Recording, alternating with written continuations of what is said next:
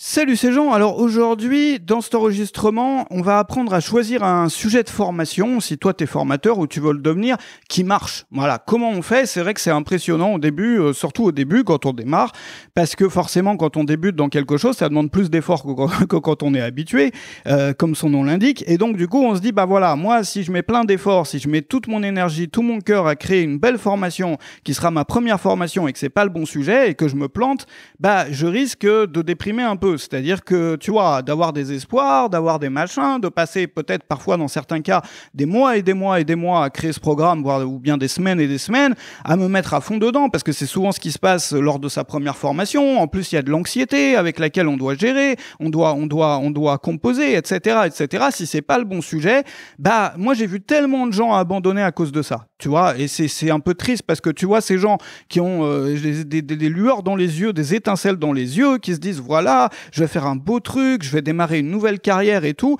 et le premier produit fait un flop total, et souvent ils abandonnent tout à ce moment-là, c'est-à-dire vraiment au tout début, après leur premier essai, ils abandonnent parce que c'est tellement de déception finalement par rapport à l'effort qu'ils ont fourni que voilà, ils peuvent pas supporter. Alors comment on fait pour éviter ça? Bah il faut savoir quel sujet comment choisir un sujet qui a plus de chances de marcher que les autres. Si ton problème, c'est que tu sais pas quel sujet choisir, si ton problème, c'est que bah, tu as l'impression aussi que tous les sujets intéressants, ils sont déjà faits, c'est-à-dire quand tu regardes tes concurrents ou tes confrères ou les autres gens, les autres créateurs de la thématique, tu as un peu l'impression parfois que bon, bah, tous les sujets qui sont censés pouvoir vendre, ils sont déjà faits et tu sais pas trop comment tu pourrais faire les mêmes sujets sans que ça fasse copie ou, tu vois, faire la même chose en plus intéressant ou en différent. En fait, c'est souvent aussi le problème. Et puis, bah, il y a toujours aussi cette peur de faire, tu vois, de finir à faire pareil que les autres en moins bien. Et on se dit, voilà, bah, tu vois, si j'en viens à faire le même sujet exact que les autres en moins bien, bon, bah, où est ma fierté là-dedans? Moi, j'aimerais bien que mon produit, ça soit un peu mon bébé, tout ça. Bon, si tu as ces problèmes-là, pas de panique. La grosse erreur que font la plupart des personnes qui se lancent et qui créent une première formation, c'est qu'ils ont l'illusion de l'innovation. L'illusion de l'innovation, ça veut dire quoi? Ça veut dire qu'ils voient un peu l'innovation comme une religion. Pourquoi? Parce qu'on est déformé autour de ça. On est passé, toi et moi, je sais pas selon l'âge que tu as, mais probablement par toute l'époque de la construction du web. C'est-à-dire, ce dont on vit aujourd'hui, qui nous permet de vivre, c'est issu, le web moderne, même les réseaux sociaux, YouTube, tout ça, c'est issu d'innovation. C'est-à-dire, il y a eu des choses comme le smartphone, comme tous les outils qu'on utilise dans notre quotidien pour travailler, sont des choses qui sont dues à des innovations et qui ont une croissance complètement monstre. On a devant les yeux toute la journée, quand on fait ce métier-là ou quand on est un peu versé sur la technologie, des choses qui sont issues d'une innovation, vraiment un truc complètement innovant et qui a tellement changé le monde qu'on se dit la clé, c'est forcément d'innover. Et on a l'impression, souvent, on le voit aussi avec les startups, on le voit aussi dans le monde dans lequel on baigne finalement aujourd'hui, tu vois, on est influencé à croire que l'innovation, c'est forcément la clé. Et donc, il y a beaucoup de créateurs qui se disent, voilà, moi, je vais pas faire pareil que les autres, je vais innover. Et donc, ils ont une super idée innovante, dans leur tête, c'est super, ils essayent, et dans la plupart des cas, ça ne marche pas. Alors, moi, j'avais discuté notamment, tu sais que si c'est pas que dans notre domaine qu'on voit ce biais-là, dans le domaine des startups, c'est très fréquent. Je discutais il y a quelques mois ou peut-être un an, un truc comme ça, je sais plus, avec quelqu'un, un développeur, un programmeur, qui travaillait pour des gens qui voulaient lancer leur startup. Donc, je crois, si mes souvenirs sont bons, qui créaient des applications mobiles, mais je suis plus sûr du tout. Mais je crois que c'est des applications mobiles. Et il voyait plein de gens qui venaient le voir pour demander des devis, et qui avaient juste une idée. Et une idée qui leur paraissait complètement innovante, si innovante qu'ils avaient peur de donner l'idée aux développeurs. C'est-à-dire que quand ils demandaient le devis, certains étaient un peu anxieux à l'idée de raconter, voilà, qu'est-ce qu'elle va faire mon application, parce qu'ils avaient peur de se la faire copier par le développeur. Et lui me disait, mais tu te rends pas compte à quel point les gens ont l'impression que juste parce que leur idée est innovante que ça va forcément marcher. Et moi, j'ai envie de leur dire parfois, détends-toi, quoi, parce que c'est pas parce que c'est innovant que ça va fonctionner. Pourquoi est-ce que je te dis ça? Parce que l'innovation, c'est aussi là, tu sais, c'est ce qu'on appelle le biais du survivant. Le biais du survivant, c'est quoi? C'est qu'on voit seulement les choses qu'on survécu et on en fait une généralité, c'est-à-dire qu'on généralise. On voit les produits innovants, les sociétés innovantes, les idées innovantes qui ont réussi, qu'on voit dans notre quotidien, quotidien, que ce soit, tu vois, dans le domaine de la formation, mais aussi dans le domaine technologique. Et donc, on en vient à généraliser en se disant, si c'est innovant, ça va marcher. Sans voir l'hécatombe qu'il y a derrière de projets innovants qui n'ont absolument jamais marché. Alors ça, c'est la première option, c'est d'innover sur les sujets. La deuxième option, c'est de faire comme tout le monde. Le problème de faire comme tout le monde, c'est que ça va pas t'amener bien loin, comme on le disait tout à l'heure. Ça va pas te permettre de te différencier, ça va pas attirer assez l'attention des gens, etc. Donc comment on fait ? Ce dont on a besoin pour trouver des sujets qui marchent, c'est d'une solution fiable qui ne nous emmène pas ni dans le biais du traditionnalisme, c'est-à-dire faire pareil que ce que tout le monde a toujours fait, ni dans le biais de l'innovation pour l'innovation qui abaisse nos chances de succès, c'est-à-dire l'innovation, c'est ça, c'est si tu réussis vraiment, mais les chances sont tellement infimes, tu vois, que c'est comme jouer au casino, tu vois. Oui, tu mets une pièce dans la machine ou un billet dans la machine, bon, t'as une chance de toucher le jackpot, mais t'as quand même beaucoup plus de chances de perdre ton billet. Bah, l'innovation, c'est pareil. Donc, quand on débute, quand on veut construire une carrière stable, fiable, vraiment, tu vois, pouvoir faire des plans d'avenir, tout ça, on peut pas tout miser sur un billet qu'on met dans une machine de casino, ni sur l'innovation. Par exemple, pour les placements, si tu t'es intéressé aux finances personnelles à un moment, ou si tu t'y intéresses, tu sais que on s'intéresse, par exemple, moi, quand j'essaye de placer mon argent ou quand je m'intéresse à placer mon argent, je m'intéresse beaucoup plus à la sécurité du truc, c'est-à-dire ce qu'on appelle les drawdowns, c'est-à-dire quand ça baisse, jusqu'où ça baisse, et quand ça baisse, combien de temps ça dure, enfin, c'est-à-dire au risque, finalement, qu'au gain, c'est-à-dire qu'à l'argent que je vais gagner. Moi, je préfère placer mon argent, mais c'est un choix personnel, hein, je préfère placer mon argent dans des systèmes ou avec des stratégies qui limitent les risques, sans me donner une chance infime de toucher le jackpot. C'est-à-dire, moi, je suis pas là pour toucher le jackpot. Souvent, les gens, quand ils ont peu d'argent, quand ils sont jeunes, quand ils débutent et quand ils ont juste quelques centaines d'euros ou milliers d'euros à placer, bon, bah, ils se disent, tant pis, si je perds tout, tu vois, au moins, j'aurai une chance de gagner le jackpot. Bon, quand tu as commencé à investir un petit peu, c'est le contraire. Tu dis, voilà, moi, je me suis tapé quand même voilà, j'ai quand même bossé, tu vois, j'ai quand même fourni de l'effort pendant des années et des années. J'ai pas envie que tout parte juste pour un rêve de un jour, peut-être, tu vois, toucher le jackpot. Donc, qu'est-ce qu'on fait? Eh ben, on choisit des solutions qui sont plus sécurisées. La clé, c'est dans l'innovation, quand on veut, enfin la clé, si tu veux, ou la voie du milieu entre l'innovation et le traditionnalisme, c'est d'innover sur la solution, mais d'être vraiment très traditionnel sur le problème. D'innover sur la solution et jamais sur le problème. Alors, je t'explique. Ça, c'est un principe fondamental, vraiment important, qui marche pour les idées de formation, qui marche pour le positionnement de ton business, qui marche même mais pour tout, finalement, en business, et pas seulement en business. Donc, il faut vraiment comprendre ça tellement c'est important. Innove sur la solution, n'innove pas sur le problème. Ça veut dire quoi? Les gens, ils ont des problèmes qui sont les mêmes. Si tu veux les convaincre qu'ils ont un problème et qu'ils ne sont pas au courant ou ils n'ont pas exprimé de désir pour une solution, il va falloir que tu éduques tes clients, que tu leur montres, bah ouais, mais vous avez vraiment besoin de ça, regarde comme tu en as besoin, alors qu'ils n'en veulent pas déjà à la base.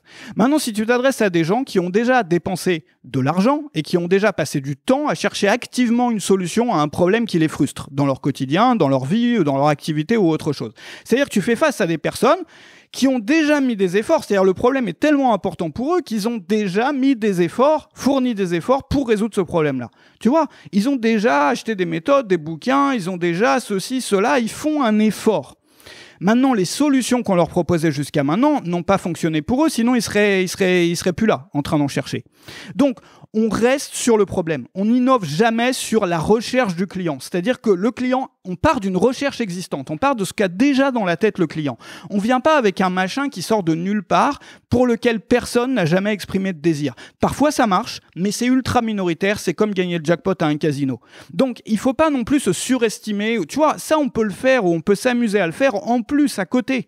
Tu vois, comme un loisir. Mais si on veut avoir une activité stable, si on veut pouvoir faire vivre sa famille, si on veut vraiment, tu vois, avoir un truc fiable et stable, on ne peut pas tout miser là-dessus. Donc, on part de quelque chose où il y a un besoin qui est déjà existant, un besoin réel, un besoin qui est exprimé par les gens, un besoin qui peut se constater parce que les gens achètent déjà des choses qui vont les aider pour résoudre ce problème. Ça ne marche pas forcément pour eux, mais il y a un effort qui est fourni à la fois en temps passé pour chercher une solution et à la fois en argent. Donc on reste très traditionnel là-dessus, sur le problème et tu vois, le problème, la recherche d'une solution. Mais là où on va être innovant, c'est sur la solution qu'on va leur proposer. C'est-à-dire qu'on va proposer une solution nouvelle à un problème existant. Tu vois, et ça, c'est systématiquement ce qui marche le mieux. Pas forcément systématiquement à 100%, mais systématiquement, on va dire peut-être à quasi systématiquement à 90%. Quand tu arrives à te baser sur un désir qu'ont déjà les gens, qui est un désir vraiment profond, les gens font vraiment un effort pour régler ce problème-là, mais tu amènes une solution qui n'a plus rien à voir avec les solutions qu'ils ont essayées avant. Un mécanisme ou une méthode complètement nouvelle. C'est souvent là où ça marche le mieux. Par exemple, c'était le cas, je prends encore l'exemple de la nutrition, j'aime bien cet exemple parce que tout le monde le connaît, enfin tu vois, ça parle à tout le monde. Parce que si on parle de, tu vois, de sujets que, bref, tout le monde connaît ça. Bon, pendant des années, il y a eu des régimes pour perdre du poids. Régime qui étaient vendus souvent sous forme de bouquins ou sous forme de stages ou autre. D'accord ? Régime. Donc, on a un problème qui est qu'il y a des gens qui veulent perdre du poids, une solution traditionnelle qu'on leur apporte qui est le régime. Et puis un jour, il y a eu des laboratoires qui ont inventé des pilules pour maigrir et ça a été un succès fou. Ils ont gardé le problème, c'est-à-dire les gens avaient ce problème de vouloir perdre du poids, ils désiraient une solution, ils dépensaient de l'argent pour ça, ils passaient du temps pour ça, ça marchait pas pour eux. J'arrive avec une nouvelle méthode, un nouveau mécanisme qui est une pilule. Bon, et après la pilule, il peut y avoir encore d'autres choses et d'autres choses et d'autres choses. Pour arrêter le tabac, c'est pareil.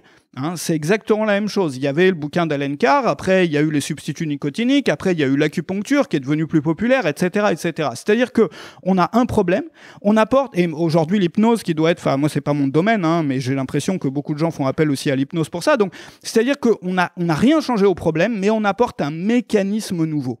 Et c'est là où tu as le plus de chances de vraiment pouvoir décoller. Et à la fois en termes de positionnement global de ton activité, qu'à la fois en tant que sujet individuel de tes formations. Donc, on innove sur la solution, pas sur le problème. On innove sur le mécanisme, pas sur le problème.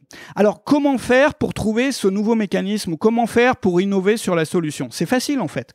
Il y a deux options. Soit tu vas essayer de résoudre une vraie frustration du marché. C'est-à-dire, tu regardes les gens dans les solutions qui leur sont proposées aujourd'hui pour résoudre leurs problèmes, qu'est-ce qui les embête ? Qu'est-ce qui les frustre ? Est-ce que ça prend trop de temps ? Est-ce que ça demande d'avoir accès à X ou Y qu'ils n'ont pas ? Par exemple, faire du sport, ça demande d'aller à la salle de gym. Donc, si on n'a pas envie d'aller à la salle de gym pour une raison ou une autre, ou qu'on n'a pas le temps, comment on fait ? Si on n'a pas le temps dans nos journées, comment on fait ? Quelles sont les frustrations des gens ? Souvent, c'est ça demande trop de temps, ou ça demande des machines que j'ai pas, ou ça, voilà. Quelle est la frustration et comment je peux inverser cette frustration, c'est-à-dire baser ma méthode, ma solution autour de ça ? Par exemple, pour les pilules pour maigrir, la frustration, c'est la volonté. C'est-à-dire les gens avaient besoin de volonté pour pouvoir faire un régime, de se forcer, etc. Et donc la pilule, c'est un truc je te dis pas que c'est bien. Moi, je suis un peu contre les pilules pour maigrir, tu vois. Je te dis pas que c'est bien. Je constate d'un point de vue marketing. Et là, on t'apporte une solution qui résout cette vraie frustration des gens. La deuxième façon dont on peut le faire, c'est rendre la chose plus facile ou plus rapide. Bon, souvent, ça se rejoint. Mais tu te demandes comment est-ce que je peux rendre le chemin vers la solution plus facile et plus rapide qu'il l'est aujourd'hui. Alors, comment on fait concrètement ? Premièrement, liste ce que les gens veulent le plus. Et comment est-ce qu'on sait ce que les gens veulent le plus ? Où est-ce qu'ils dépensent de l'argent ? Où est-ce qu'ils passent du temps ? Où est-ce qu'ils investissent du temps et de l'argent ? D'accord ? On a la preuve parce qu'on sait, on le voit, ils achètent des trucs, ils passent du temps. On voit qu'il y a plein de gens qui cherchent des solutions à ça. Ils en peuvent plus, ils cherchent, ils essayent. Voilà, ça fourmille. Donc, on liste ce que les gens veulent le plus dans notre thématique. Première chose. Deuxièmement, on liste les choses qui les frustrent ou qui les embêtent avec les méthodes existantes. Quel est le plus gros obstacle aux méthodes existantes ? Voilà, quel est le problème numéro 1 qui les empêche ? Souvent, dans le marketing, par exemple, l'obstacle numéro 1, c'est que les gens, ils n'ont pas assez d'audience. C'est-à-dire qu'il y a des méthodes pour ceci, pour cela, mais tu vois, comment on fait sans audience, par exemple, ou comment on fait sans utiliser sa volonté, ou comment on fait sans ceci ou cela. Donc, deuxièmement, c'est donc ça, on liste les frustrations qu'ils ont par rapport aux méthodes existantes. Et troisièmement, on invente une méthode sur le format X sans Y, où X est le résultat, Y est l'obstacle. Comment obtenir X sans passer par Y ? Comment obtenir X sans Y ? C'est pas forcément le titre de ta formation, mais c'est l'idée qu'il y a derrière le sujet ou le concept, si tu veux. Ou tu fais quelque chose de plus rapide et plus détaillé que les autres. C'est-à-dire, pour rendre les choses plus rapides et plus faciles, tu mets des templates, tu mets des calendriers, tu systématises les choses, tu vois. Tu systématises pour qu'ils aient plus qu'à remplir des blancs ou pour qu'ils aient plus qu'à appliquer un template, etc. sur quelque chose qui était difficile. Et il faut comprendre que une formation qui va vendre plus, souvent c'est un biais, mais quand les gens ils imaginent que plus ils mettent d'efforts dans la création, plus ça va se vendre. Parce qu'on est habitué à ce que quand on travaille beaucoup, ou quand on se met à fond, ou quand on souffre, en fait, on a une bonne note à l'école. Tu vois, quand on travaille bien pour son patron, bah, on peut avoir une augmentation, ou on va pas se faire virer, etc. Dans le business, c'est complètement différent. Ce qui va te faire gagner plus, c'est comment dire, d'avoir de l'appel sur le marché. C'est pas d'avoir travaillé plus. Et beaucoup de gens, tu vois, s'enfoncent dans un truc où ils vont créer des formations plus longues ou qui leur demandent plus d'efforts, plus de recherche, mais sur des sujets qui parlent pas aux gens. Alors que parfois, des formations très simples qui permettent aux gens de résoudre leurs problèmes en un temps record fonctionnent très bien, mais cartonnent. Et les gens sont super heureux derrière. Tout le monde est content. Toi, t'es content parce que ça marche et que t'as pas, tu vois, ça t'a pas demandé 2 mois de créer ça. Les gens, ils sont contents parce qu'à la fois c'est rapide, tu vois, et à la fois ça résout vraiment leurs problèmes. Donc, que demande le peuple? Maintenant, le problème quand on crée des formations, c'est de savoir par où commencer. Moi, tu sais, ça fait dans les 11 années là que je fais ça. J'en ai créé plus de 400 déjà des formations. Je pense que je dois être le seul fou au monde qu'on a créé autant. Et j'ai découvert plein de choses au fil de ces années. Tu vois, j'ai mis au point des méthodes qui m'ont simplifié le travail, qui m'ont permis d'identifier ce qui marche pas, à la fois pour l'organisation du travail, à la fois pour les résultats. Et j'ai créé un programme où j'ai tout mis dedans. C'est-à-dire, c'est un programme qui se trouve juste en dessous de cet enregistrement. Enfin, tu peux y accéder juste en dessous de cet enregistrement, dans laquelle tu accèdes tout de suite aux résultats de 11 années d'expérimentation, aux meilleures découvertes et inventions que j'ai faites au fil de la création de plus de 400 formations. Ça va être un bond en avant qui va t'éviter de passer par les 11 années de galères et d'essais par lesquels moi je suis passé. Tu vas avoir tout de suite entre les mains ce qui marche, ce qui est applicable immédiatement. Avec les stratégies que moi j'aurais aimé connaître avant de démarrer, tu vas savoir comment choisir le format de tes formations, ce qu'il faut absolument savoir à ce sujet avant de se lancer. Tu vas avoir la méthode en 2 temps pour créer le plan de ta formation en 10 minutes. Tu vas avoir la boîte à outils du formateur avec tous les trucs et astuces que j'ai découverts. Bref, à la fin de la formation, si toi tu veux devenir formateur, à la fin de la formation, ou si tu l'es et puis que bon, tu galères un peu sur un aspect ou un autre, tu vas avoir tout ce qu'il te faut, c'est-à-dire qu'il te manque plus rien. T'as tous les éléments en main. C'est-à-dire que ça aura jamais été plus facile pour toi de créer des formations, mais des formations qui fonctionnent, c'est-à-dire en vraiment calées sur les besoins exacts des gens. Tu vas arrêter de te galérer là-dessus parce que plein de gens, ils galèrent, ils arrivent pas à s'y mettre, etc. Ou ils commencent un projet de formation, après ils arrêtent, après on n'en peut plus, tu vois. Enfin, il y a plein de gens qui pètent un plomb avec ça. Alors que les choses peuvent être simples. Et quand on voit comment ça peut être simple, c'est-à-dire avec les méthodes que je vais t'enseigner là, comment les choses peuvent être, mais vraiment ultra simples et à la fois fonctionner, c'est dommage de s'en passer. Moi, je trouve ça juste dommage de se taper la tête contre les murs alors qu'il y a des méthodes qui existent qui te simplifient le travail. Ces méthodes, tu peux les découvrir, donc elles sont listées juste en dessous. Il faut que tu regardes juste en dessous de cet enregistrement. J'ai hâte de te retrouver là-dessus. C'est un programme dans lequel j'ai mis tout mon cœur et j'espère pouvoir t'aider à décoller, à bien démarrer là-dessus, à créer vraiment une carrière, c'est-à-dire à créer quelque chose de stable, de fiable. Je te retrouve là-dessus. Salut chez toi.